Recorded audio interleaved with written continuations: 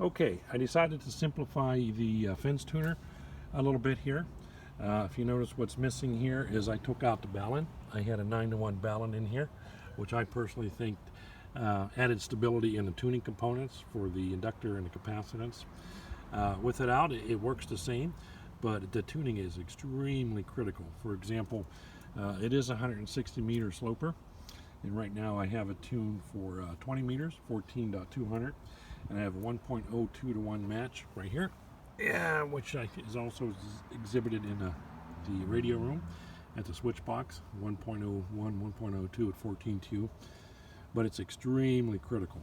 I mean, just barely touch this thing. A fraction of a turn really increases the SWR. Same with the capacitor. But I think at that high of an impedance at the antenna terminal for this configuration, that's just the nature of the beast.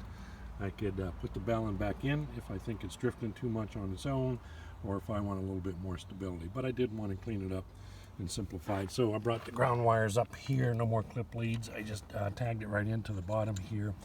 I got rid of using this for the input, and it actually carries over through the back of the inductor and goes up here. And it was just a convenient point to catch there. I could have put a crimp terminal on there, maybe a wing nut, but I just tagged onto there. A little bit easier. The cover will go right back on the same, and the cutout here seems to work okay for the wire, the high tension wire, or the antenna wire, which will have some high voltage on it, and it doesn't seem to interfere with anything in there.